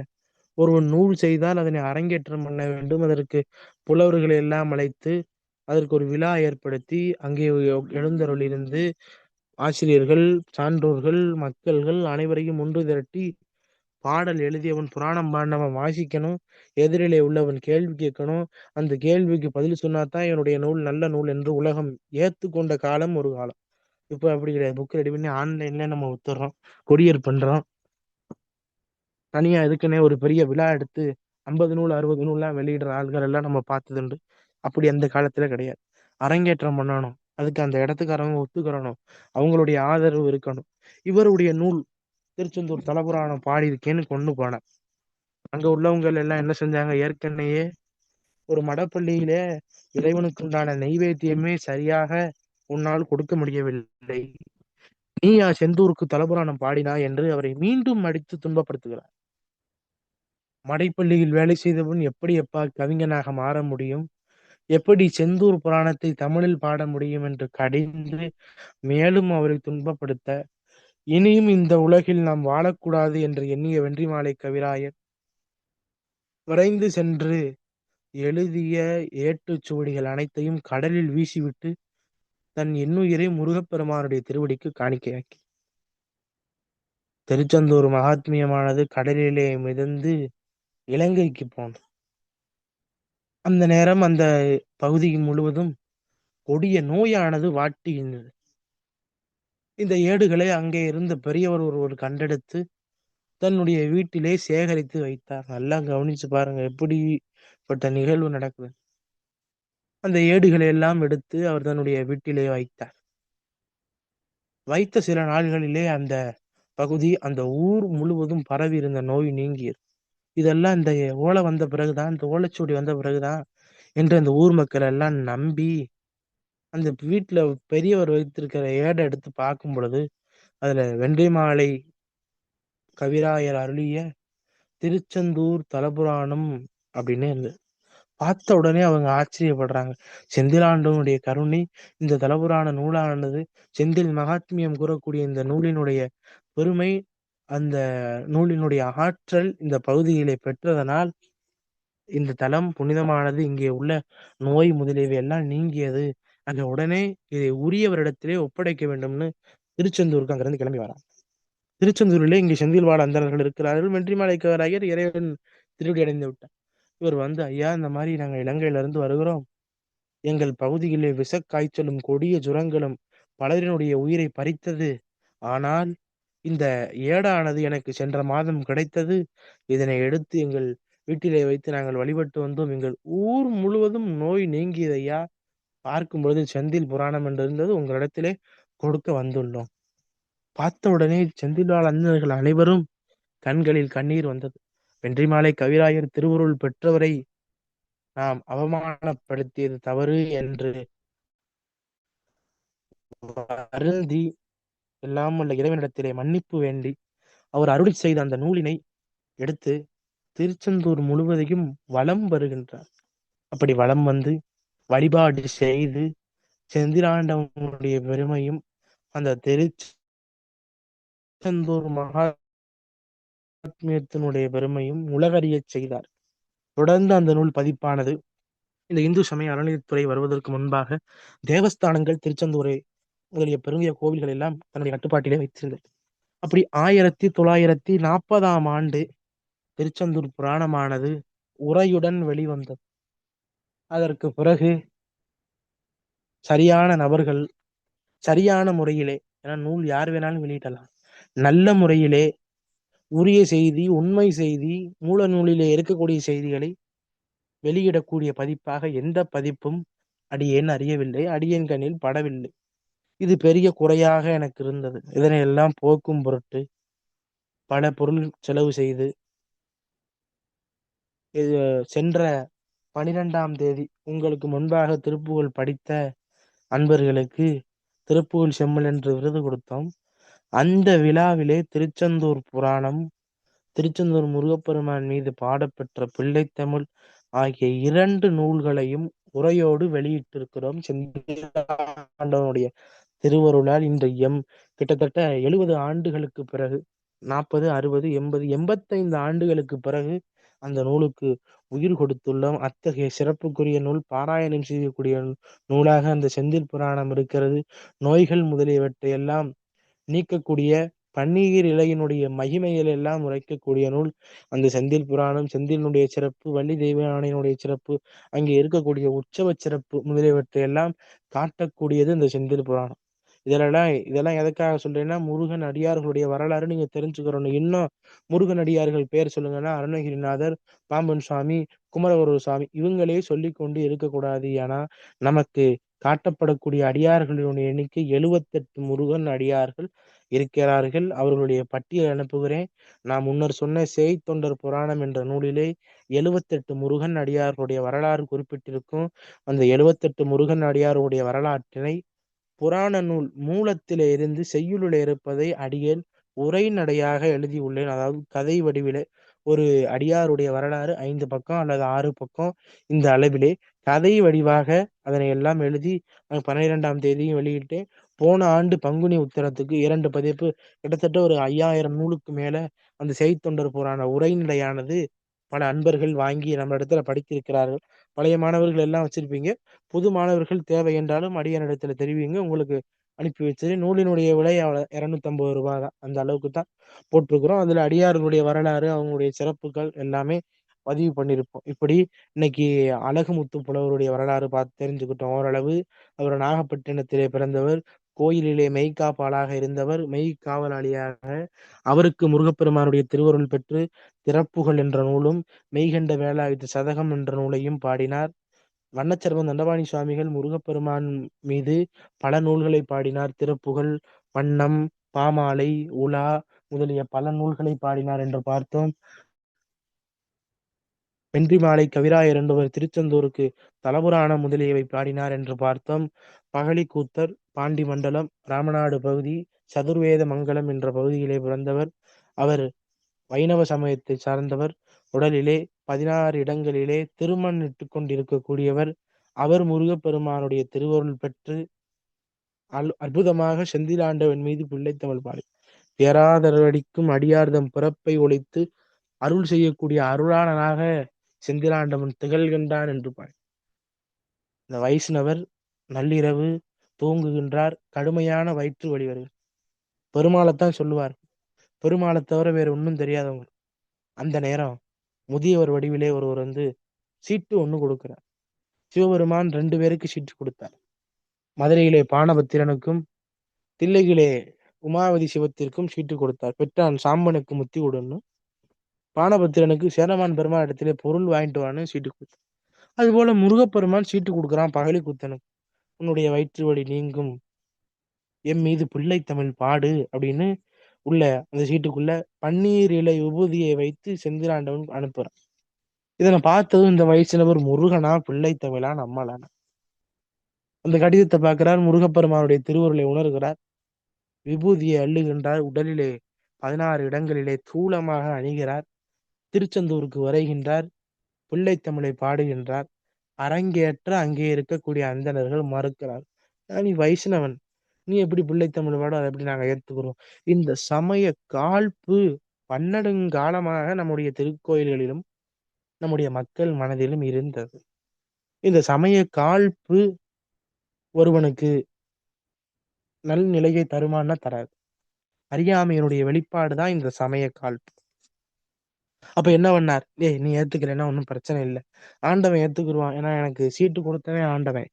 செந்திலாண்டவன் சீட்டு கொடுக்கத்தான் நான் அந்த நூலை பாடினேன் அப்படின்னு பகலி குத்தர் கோவிலுடைய ஓரமா வந்து படுத்துட்டார். நள்ளிரவு நேரம். செந்திலாண்டவன் கழுத்துல இருக்கக்கூடிய மாணிக்க பதக்கம் எடுத்து கொண்டாந்து இவற்றை கொடுத்துட்டு ஆண்டவன் போயிட்டான். மறுநாள் இந்த அர்ச்சகர்கள் எல்லாம் வந்து தேடி பாக்குறாங்க, பதக்கத்தை காணோம். ஐயோ என்ன செய்யறதுன்னு திருச்செந்தூர் முழுவதும் தேடுறான், கோயில் முழுவதும் தேடுறான்.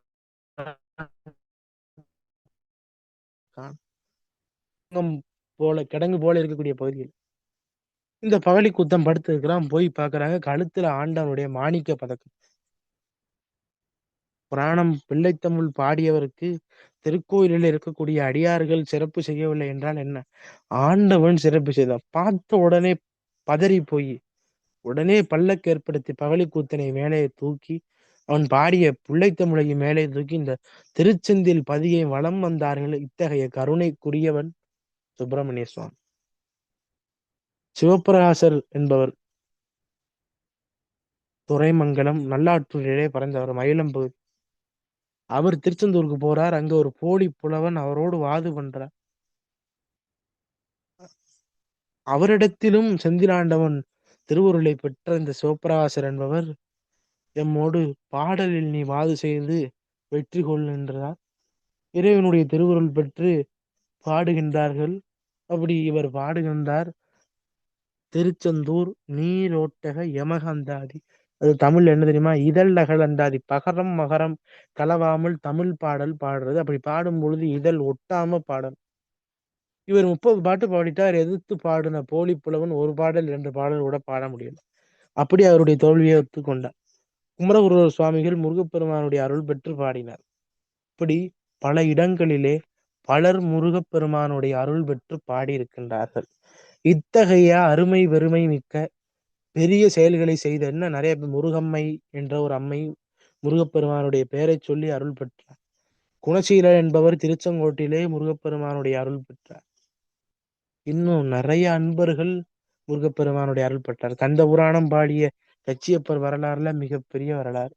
அதனை எல்லாம் அடுத்தடுத்த வகுப்பிலே நம்ம சிந்தனை செய்யலாம். இப்படி 78 முருகன் அடியார்களினுடைய வரலாற்றினை தேய்த்தொண்டர் புராணம் என்ற நூலிலே தேனூர் வரகவி சொக்கலிங்கனார் பாடினார். அந்த நூலை இவர் சேர்த்தார் 12ஆம் திருமுறையாக. யாரு? வடக்குப்பட்டு சுப்பிரமணிய பிள்ளை, தணிகைமணி, ராவ் பகதூர் செங்கல்வராய பிள்ளை என்பவர். இப்படி முருகனுக்கு 12 திருமுறையை தொகுத்தார். அந்த பேரில அந்த தணிகைமணி செங்கல்வராய பிள்ளையினுடைய வம்சாவளியினருடைய வழிகாட்டுதலின்படி நம்முடைய நிறுவனம் இயங்குகின்றது. அதிலே அருணகிரிநாத சுவாமிகள் அருளிய திருப்புகளை முதல் நூலாக கொண்டு இந்த நிறுவனத்திற்கு, நம்முடைய நிறுவனத்திற்கு குருவாக அருணகிரிநாத சுவாமிகளை கொண்டு, குலதெய்வமாக மகான் மன்னச்சரம் தண்டவாணி சுவாமிகளை கொண்டு இந்த நமது முருகவேல் 12 திருமுறை ஆய்வு மையம் இயங்கி கொண்டு வருகிறது.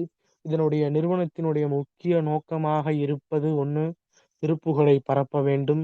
2வது, முருகன் புகழ் பேசக்கூடிய எல்லா நூல்களையும் பதிப்பிக்க வேண்டும். கிட்டத்தட்ட ஒரு ஆண்டு, போன ஆண்டை மட்டும் வச்சுக்கோங்க, 2025 மட்டும் 40 நூல்களை நம்முடைய நிறுவனம் பதித்திருக்கிறது. 40 நூல்களும் 100 ஆண்டுகளுக்கு முன்பு பதிச்சதுதான். அதுதான் முக்கியமான விஷயம். 40 நூல்களும் நிறுவனம் பதிச்சது 100 ஆண்டுகளுக்கு முன்பாக பதித்த அழியக்கூடிய நிலையில இருக்கக்கூடிய நூல்களையும், சுவடியிலே இருக்கக்கூடிய நூல்களையும் நம்முடைய நிறுவனம் பதித்திருக்கிறது. முருகப்பெருமானுடைய திருவருளால் இன்னும் பல நூல்களை பதிக்கும். தமிழறிந்த பெருமக்கள் திருப்புகழ் ஒன்றோடு நிற்காமல் முருகப்பெருமானுடைய புகழ் பேசக்கூடிய நூல்கள் நிறைய இருக்கிறது. ஆய்வு செய்யுங்கள். நம்முடைய சமய வளர்ச்சிக்கும், நம்முடைய பண்பாடு, நம்முடைய கலாச்சாரம், நம்முடைய மதம், நம்முடைய நம்பிக்கை முதலியவற்றையெல்லாம் காக்க வேண்டுமென்றால் நாம் இறை வழிபாடு மிகச் சரியாக செய்ய வேண்டும். ஆக பிற மதத்தவர்கள் எப்படி அவருடைய சமய கொள்கைகளை மிகச் சரியாக இருந்து அதன் வழி நின்று ஒழுகின்றார்களோ அதுபோல நாமும் இருக்க வேண்டும். திருநீரிட்டார் யார் கெட்டார், ருத்ராட்சம் தரித்தார் யார் கெட்டார் என்ற நிலையில் நாம் இருந்து கொண்டு அவர்களை திருநீர் ருத்ராட்சம் முதலியவர்களை அணிந்தவர்களை நிந்தனை செய்யக்கூடாது. அப்படி நிந்தனை செய்தால் மறுபிறவிகளை வௌவாலாகவும் பெருச்சாளியாகவும் எங்களுடைய சன்னிதான மதுரை ஆதீனம் குறிப்பிடுவார்கள். அவர்கள் வௌவாலாகவும் பெருச்சாளியாகவும் தான் பிறப்பார்கள். ஏனால் திருநீரை பூசாதவன் முண்டம் என்று ஞான சம்பந்தர் சொல்லுகின்றார். நாம் முண்டமாக இருப்போமா என்றால் கூடாது. காண இனியது நீரு, கவினை தருவது நீரு, பேணி அணிவது பேணி அணிவருக்கெல்லாம் பெருமை கொடுப்பது நீரு என்று ஞானசம்பந்தர் அருளி செய்திருக்கிறார். அத்தகைய சிறப்புமிக்க நீரை அணிய வேண்டும். நீர் அணியும் போது எப்படி அணிய வேண்டும் என்றால் ஆறுமுகம் ஆறுமுகம் ஆறுமுகம் ஆறுமுகம் ஆறுமுகம் ஆறுமுகம் என்று பூதி ஆதம் அணி மாதவர்கள் பாதமலர் சூடும் அடியார்கள் பதமே துணையது என்று நாளும் என்று அருணகிரிநாத சுவாமிகள் அருளி செய்கின்றார். ஆறுமுகமான பொருளினுடைய திருநாமத்தை ஆறுமுகம் ஆறுமுகம் ஆறுமுகம் ஆறுமுகம் ஆறுமுகம் ஆறுமுகம் என்று ஆறுமுகம் 6 முறை சொல்லி அந்த திருநாமத்தை அணிய வேண்டும். முருகப்பெருமானுடைய திருநீரை அணிந்தால் என்ன சார் பயன்னா? வந்த வினையும் வருகின்ற வல்வினையும் கந்தன் என்று சொல்ல கலங்கும் செந்தில் நகர் சேவகா என்று நீரணிவாருக்கு மேவ வாராதே வினை என்று திருமுருகாற்றுப்படையிலே சொல்லுகின்றார். எல்லாவற்றிற்கும் மருந்தாக இருப்பது ஆண்டவனுடைய திருநீரு. அந்த திருநீரை பேணி அணிபவர்கள் எல்லாருக்கும் பெருமையை தரக்கூடியது. ருத்ராட்சம் முதலியவை அணிய வேண்டும். அவர் அறிவியல் பூர்வமாகவும் நம்ம உடலிலே பலவிதமான நன்மைகளை எல்லாம் செய்கின்றது. திருநீரை பூச வேண்டும், ருத்ராட்சம் அணிய வேண்டும், திருப்புகழ், தேவாரம், திருவாசகம் முதலிய திருமுறைகள் எல்லாம் பாட வேண்டும். இந்த நிலையிலே இருந்து கொண்டு நாம் வழிபாடு செய்தால்தான் நம்முடைய சமயத்தை நாம் காக்க முடியும். வரக்கூடிய இளம் தலைமுறைகளுக்கு நம்முடைய பண்பாடு, கலாச்சாரம் முதலியவற்றை சிறப்பான முறையிலே கொடுக்க வேண்டும். இன்றைக்கு திருப்புகழும் திருக்கோயிலும் இல்லை என்றால் தமிழ்நாட்டிலே வாழக்கூடியவர்களிலே 80க்கும் மேற்பட்டோர் மனநிலை பாதிப்படைந்துதான் இருப்பார்கள். அவர்கள் மனக்குறைகளை எல்லாம் நீக்கக்கூடிய இடமாகவும் மனதிற்கு நிம்மதியை தரக்கூடிய இடமாகவும் இருப்பது திருக்கோயிலும் திருமுறைகளும் தான். திருக்கோயில் தரிசனம் செய்ய வேண்டும். திருக்கோயில் தரிசனம் செய்யும் பொழுது கடைபிடிக்கக்கூடிய விதிமுறைகள் எல்லாம் நான் பிறகு பேசுறேன். திருக்கோயிலுக்கு சென்றால் அந்த தலத்துக்குரிய பாடலை பாட வேண்டும். சும்மா போய் அங்க போய் என்னப்பன் அல்லவா எந்தாயும் அல்லவா இப்படி பாடலை பாடாதீங்க. முருகன் பாட்டு பச்சை மயில் வாகனனை அதெல்லாம் பச்சை மயில் வாகனனை உலகத்துக்கே தெரியும். அந்த பாடல் எல்லாம் பாடாம எந்த தலத்துக்கு போனாலும் அந்த தலத்தினுடைய பெருமையை முதல்ல தெரிஞ்சுக்கொள்ள வேண்டும். இப்ப சிக்கலுக்கு போறீங்களா? சிக்கல்ல சுவாமி பேர் என்ன நவநீதீஸ்வரர், அம்பாள் பேர் என்ன வேல் நடுங்கண்ணி, முருகனுக்கு பேர் என்ன சிங்கார வேலர். சிங்காரம்னா என்ன? அழகானவன். இந்த தலத்துக்கு உண்டான பெருமைகள் என்ன? இறைவனுக்கு நவநீதீஸ்வரன் பேரு, திருவெண்ணைநாதர்னு பேரு. வசிஷ்டர் வெண்ணையாக பிடித்தார் சிவபெருமானை. எடுக்க முற்படும் போது சுவாமி சிக்கி கொண்டார். சிக்கி கொண்டதனால் தலத்துக்கு சிக்கல்னு பேரு. அம்பாளுக்கு பேர் என்ன? வேல் நெடுங்கண்ணி. வேல் போன்ற நீண்ட நெடிய கண்களை உடையவர். வடமொழி பேர் என்ன? சத்தியாயதாட்சி. இந்த தலத்துக்கு முருகப்பெருமானுக்கு என்ன தொடர்பு உண்டு? முருகப்பெருமான் இங்கே வேல் பெற்ற தலம். வேல் எதுக்காக பெறான்? சூரனை சம்ஹாரம் பண்ணுவதற்காக. சூரன் நாயார். இப்படி அந்த தலத்தினுடைய பெருமை அறிந்து வழிபாடு. சும்மா கோயிலுக்கு போனோம், அங்க போய் தேவையில்லாத எல்லாம் நினைச்சோம், இப்படி இருப்பது வழிபாடல்ல.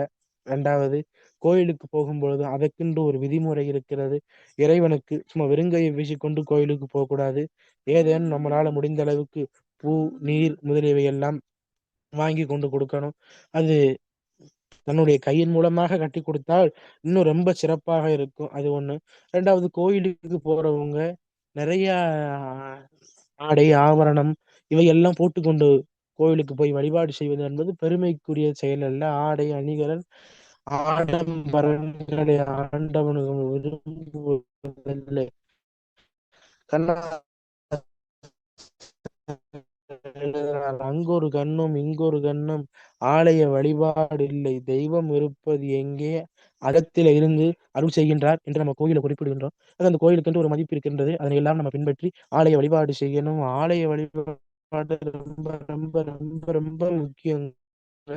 அதனால அதனாலதான் இத்தனை அடியார்களும் பிறந்தாங்க, இத்தனை அடியார்களும் பாட்டு சொன்ன எல்லாருமே திருக்கோயிலுக்கு வருபவன் சுவாமி தான். செத்தார் வந்து உதவுவார் இல்லை கேட்டா நம்ம உறவினர்கள் வந்து சாவானா, நல்லா யோசிச்சு பாருங்க. அதனால சிலப்பதிகாரத்தில் சொன்னார், கணவனை இழந்தவருக்கு காட்டுவதில் ஒருத்தியுடைய கணவன் இறந்து விட்டால் இவன் உனக்கு கணவர்னு யாரையும் காட்ட முடியாது. ஆக நமக்கு சொந்தக்காரன் யாருமே கிடையாதுங்க. அதை நினைச்சுக்கங்க, இன்னையிலேருந்து நினைச்சுக்கோங்க. நமக்கு உறவினர் யாரு? முருகப்பெருமான் தான், சிவபெருமான் தான். உற்றார் யார் உளரோ உயிர் கொண்டு போகும் பொழுது குற்றாலத்து உரை கூத்தன் அல்லால் நமக்கு உற்றார் யார் உளரோ. குற்றாலத்தில் இருக்கக்கூடிய சிவபெருமான் தான், குற்றாலத்தில் இருக்கக்கூடிய குற்றாலநாதர் தான் நமக்கு துணையாக வருவான். எப்பொழுதுமே சிவபெருமான் நமக்கு, முருகப்பெருமான் நமக்கு துணையாக இருப்பார். சிவன் வேறு முருகப்பெருமான் வேறு அல்ல. அப்படி வேறு வேறு என்று நினைக்கக்கூடியவர்கள் அந்த நினைப்பினை இன்றே மாற்றி விடுங்கள். ஏன்னா முருகன் வேறு சிவன் வேறுன்னு நினைச்சான், அதனாலதான் சூரன் அழிஞ்சான். அப்படியெல்லாம் நினைக்க கூடாது. இருவரும் ஒருவர். சிவபெருமானுடைய அருளுக்கு பராசக்தின்னு பேரு, சிவபெருமானுடைய ஞானத்திற்கு முருகன்னு பேரு. ஆக நம் கடம்பனாக முருகப்பெருமான் இருக்கிறான். நம் கடம்பனை பெற்றவள் பங்கினல் தென்கடம்பை திருக்கர கோயிலா, தன்கடன் அடியேனை தாங்குதல் என் கடன் பணி செய்து கிடப்பது என்பது கடம்பூரிலே அப்பர் சுவாமிகள் பாடிய தேவாரம். நம் கடம்பனாக, வள்ளி பங்கனாக, மதுரை இளவரசனாக, தேவயானையின் கணவனாக, குன்றம் அமர்ந்த குமரவேலாக சுப்பிரமணிய சுவாமி பல பதிகளிலே எழுந்து அருள் செய்கின்றார். அதிலே ஆறுபடை வீடுகளிலே அவன் பல லீலைகளை செய்து, திருவிளையாடல்கள் பல செய்து அருள் செய்கின்றான் என்பதையெல்லாம் திருமுருகாற்றுப்படை முதலிய நூல்கள் பாடும். ஆக நக்கீரர் பாடியது முதல் பாம்பன் சுவாமி பாடியது வரை இடைப்பட்ட காலத்திலே 20 நூற்றாண்டுகளிலே முருகப்பெருமான் மீது ஏராளமான இலக்கியங்கள் உண்டு. பரிபாடலிலே முருகப்பெருமானுக்கு பாட்டுண்டு, அகநானூர்ல பாட்டுண்டு, புறநானூர்ல பாட்டுண்டு, சமண காப்பியமான சிலப்பதிகாரத்துல சொல்றார், கோழி கொடி உடையான் கோட்டமும் சேவல் கொடியை ஏந்தி உள்ள முருகப்பெருமானுடைய கோயில் இருக்கிறது என்று எங்க 2000 ஆண்டுகளுக்கு முன்பாக, 2500 ஆண்டுகளுக்கு முன்பாக சமண காப்பியமான சிலப்பதிகாரம் பாடிய இளங்கோவடிகள் சொல்றார். இப்படி பெருமைக்கும் சிறப்புக்கும் உரிய சமயம் நம்முடைய சமயம். நம்முடைய சமய கடவுள் அவ்வளவு பெருமைக்குரியவர். அந்த பெருமைக்குரிய பெருமகனானை பேச வேண்டும், பாட வேண்டும், போற்ற வேண்டும். ஆக ஒரு மனிதனுடைய பயனாக இருப்பது ஞான நூல்தனை ஓதலும், ஞான நூல்தனை ஓதுவித்தலும், இறைவன் புகழை பாடுதலும், பிறர் பாடுவதற்கு வாய்ப்பு கொடுத்தலும். இது ரெண்டு தான் ஒரு மனிதனுடைய கடமை என்று சிவஞான சித்தியார் முதலிய நூல்கள் சொல்கிறது. அதில் எல்லாம் கேட்டு அதன் வழி நின்று ஒழுகி இன்று முதல் திருக்கோயிலுக்கு சென்று முருகப்பெருமானை பாடுங்கள். சுமன் செல்லிலே இருக்கும். எதையோ தேடுறதுக்கு விட்டு ஏதாவது ஒரு கோயிலுக்கு போங்க, அந்த கோயில்ல யார் யார் பாடியிருக்காருன்னு பாடுங்க. இல்ல என்னிடத்துல கேளுங்க, நான் பாட்டு தரேன். எந்த முருகன் ஆலயங்களாக இருந்தாலும் அங்க யாராவது ஒரு அன்பர் பாடியிருப்பார். எல்லா கோயிலும் சிறப்பான கோயிலுங்க. பலருக்கு இருக்கிற ஐயப்பாடுகள்ல இது முக்கியமானது. பழனிக்குத்தான் சிறப்பு, ரொம்ப அங்கதான் போகணும், வேற எந்த கோயிலுக்கு போகாதேன்னு நிறைய பேர் பணத்துக்கு ஆசைப்பட்டு யூடியூப்ல பேசுவான். திருச்செந்தூருக்கு போவோம், வாழ்வே மாற்றும், வேற எந்த கோயிலுக்கும் போகாதேன்னு சிலர் பணத்தை வாங்கிட்டு யூடியூப்ல உட்காந்து பேசுவான். அதுல எல்லாம் வேலை எடுத்து கேட்காதீங்க.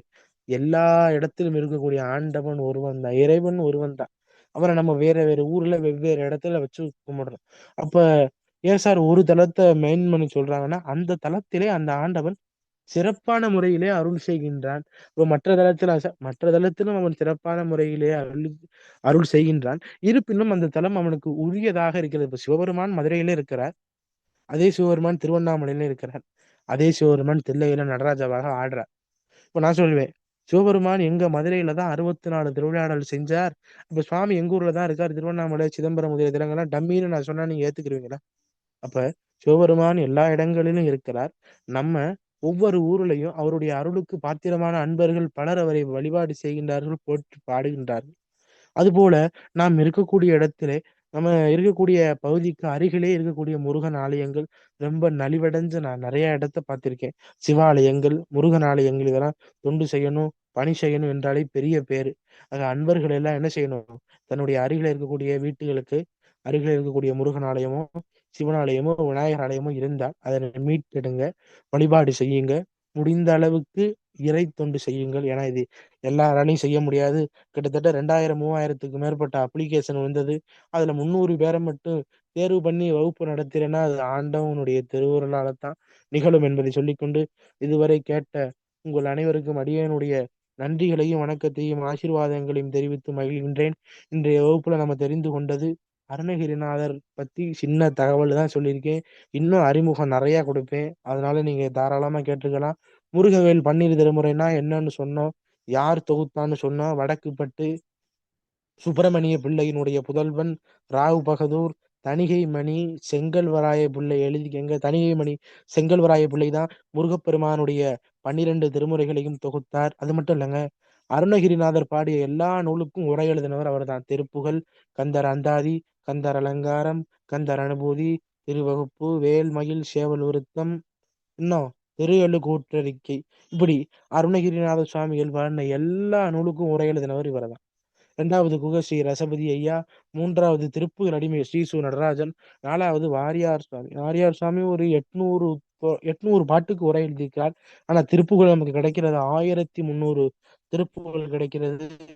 அதுல நான் முன்பு சொன்ன தெங்கல்வராய பிள்ளை, திருப்புகழ் அடிமை நடராஜன் ஐயா, குகஸ்ரீ ரசபதி ஐயா இவர்கள் மூவரும் முழுமைக்கும் உரை எழுதியிருக்கிறார். அதுல திருப்புகழ் அடிமை நடராஜ ஐயாவும் குகஸ்ரீ ரசபதி ஐயா அவர்களும் ஒரு 89 பாடலுக்கு ஒரு விரிவுரை எழுதியிருக்காங்க. திருப்புகழிலே ரொம்ப முக்கியமான ஒரு 89 பாடல்களுக்கு உரை எழுதியிருக்கிறார்கள். சுழற்கரிய திருப்புகழ் விரிவுரை என்று அந்த நூலை நமது நிறுவனம் பதித்திருக்கிறது. தேவையுள்ள அன்பர்கள் அதனை வாங்கிக் கொள்ளுங்கள். இப்படி முருகப்பெருமானுடைய 12 திருமுறைகளையும் தொகுத்தவர் செங்கல்வராய பிள்ளை. முழுக்க உரை எழுதினவர் அவர்தான். ஒரு யூனிவர்சிட்டி பார்க்கக்கூடிய வேலையை ஒரு மனிதன் பார்த்தார். எளிமையாக வாடகை வீட்டில எளிமையாக வாழ்ந்தார். அவர் பதித்தமையால் இன்று நமக்கு திருப்புகழ் கிடைக்கிறது. இன்னைக்கு தமிழ்நாட்டுல 1000 சங்கம் இருக்கு, 1000 அமைப்பு இருக்கு, 1000 பேரவை இருக்கு. முருகப்பெருமானுடைய திருப்புகழை பாட, பஜனை பாட.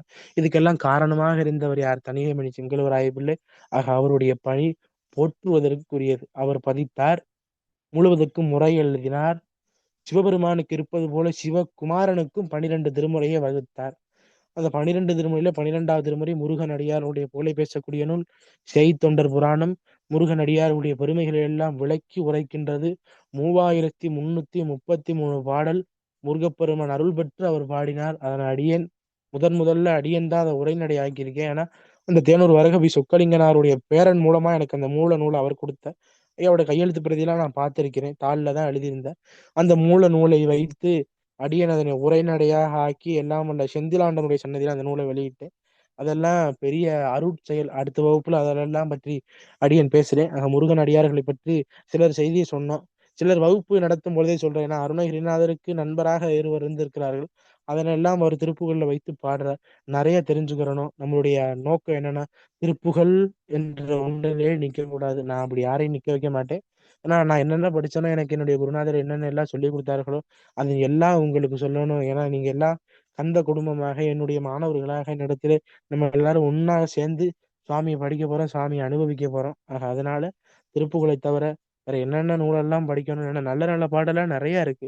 அதனை எல்லாம் நம்ம தெரிஞ்சு படிக்கணும் அப்படின்னு சொல்லிக்கிறேன். நமக்கு ஆசிரியராக திருவாரூர்ல தியாகராஜ பெருமானுக்கு முன்பாக பாடக்கூடிய பெருமைக்குரியவர் பிரவீனா ராஜகணபதி அவர்கள். திருவாரூர் தியாகராஜாக்கு முன்னால பாடுறவங்க அவங்க தான் நமக்கு ஆசிரியராக கிடைச்சிருக்கிறாங்க. உங்களுக்கு வகுப்பு மே மாதம் 20ஆம் தேதிக்கு மேலதான் திருப்புகழ் வகுப்பு தொடங்கும். அதுக்கு முன்னால இன்னும் 2 அறிமுக வகுப்பு இருக்கும். இந்த மாத இறுதியில ஒண்ணு இருக்கும். மே மாத முதல் வாரத்துல ஒரு அறிமுக வகுப்பு இருக்கும். இன்னும் உங்களுக்கு 2 அறிமுக வகுப்பு இருக்கும். திருப்புகழினுடைய சிறப்புகள் ஒரு அறிமுக வகுப்பு. திருப்புகழில் நாயன்மார்கள், திருப்புகழில் அடியார்கள் என்று. ஏன்னா நம்ம ஆரம்பத்திலேயே அருணகிரிநாதர் நல்லா ஆய்வு பண்ணிய பிறகு நூலை படிச்சாதான் புரியும். அவர் இணையடைந்த கூட்டம், உலக பாச பசு தொந்தம் மதுவாகன்னு பாடியிருப்பார். அதெல்லாம் உங்களுக்கு கண்ணை கட்டி காட்டுல விட்ட மாதிரி இருக்கும். அதனால அருணகிரிநாதருடைய வாழ்க்கை வரலாறு, அருணகிரிநாதரனுடைய புற வாழ்க்கை, அருணகிரிநாதருடைய அக வாழ்க்கை இவற்றையெல்லாம் தெரிந்து கொண்டு இந்த திருப்புகளினுடைய அருமை பெருமைகளை எல்லாம் தெரிந்து கொண்டு திருப்புகளை படித்தால் ரொம்ப எளிமையாக இருக்கும்.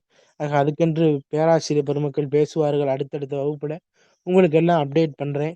எல்லாம் வல்ல ஆண்டவனுடைய திருவருள் பெற்று பரிபூரணமாக மண்ணில் நல்ல பண்ணம் வாட எமை ஆளுடைய செந்திலாண்டவனை பிரார்த்தித்து உங்கள் அனைவரையும் வாழ்த்துகின்றேன்.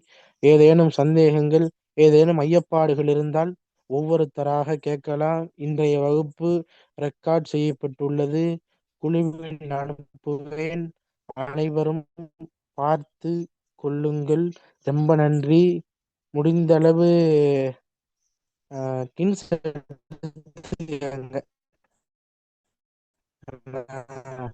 நல்லா இருக்கும். வகுப்பு தொடங்கின பிறகு உங்களுக்கு மெட்டீரியல் கொடுத்துருவோம். இப்போ அடியன் பேசின செய்தி ஓரளவுக்கு கிங்ஸ் எடுத்திருப்பீங்க. இன்னும் 2 அதெல்லாம் நம்ம எழுதிக்கலாம். ஒரு நிமிடம்.